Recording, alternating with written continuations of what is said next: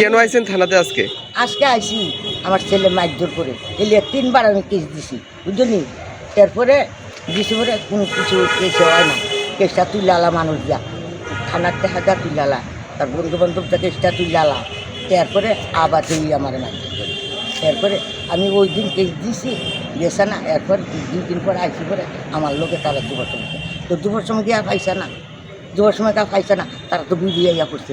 এরপর আর তারা এরপর প্রধান ইয়া করছে, ফোন করছে আমার আংটি নাম্বারটা তো থানা দিছে, প্রধান ফোন করে তারা 60,000 পুলিশ গেছিল নি? পুলিশ গেছিল নি?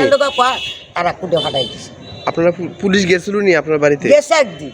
তারপর আর আপনার ছেলে আপনারা আর কিছু কইছেনি? ওই তো কইলাম না, প্রভাবিত করে আবার ডেলি এই সমস্ত প্রভাবিত করে। আর বউটার মুখটা তো আরো খারাপ বুঝলি। ওই বউটা নাতিটার শিখাই দিয়া বোর্ড এর মুখ ধরে আছে তারা মুখ আপনার মুখে।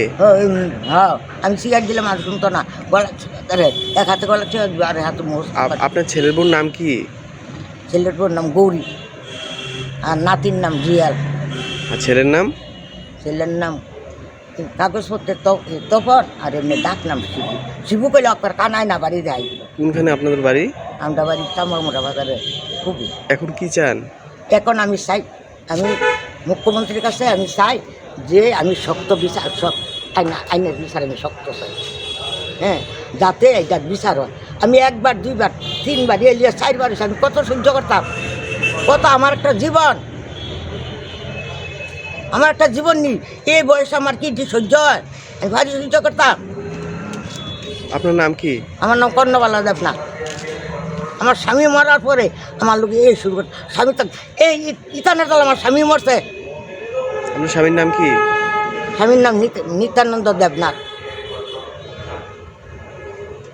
ইতানের দলা মরছে, 3 বার স্টপ করছে, 2 বার ভালো হয়ে যাবে। কি কারণে মারধর করে? হ্যাঁ, কি কারণে? কিরে মারধর করে? ওই জায়গা সম্পদ লইয়া, বাগান আছে, বাগানের লইয়া সম্পদ, সকল সম্পদ হয়েছে। দেখো নাল সম্পদ আছে মনে করো ওখানে 10 কানি, এরপর মোড়ার জায়গা আছে 20 কানি, এরপর বাগান আছে 8 কানি। বাগানটা আমার। এখন আজকে কি লেগেছেন থানাতে? আমি আইছি, আমি শক্ত বিচার চাই, আমি কি আইছি তার বিচার উঠতে।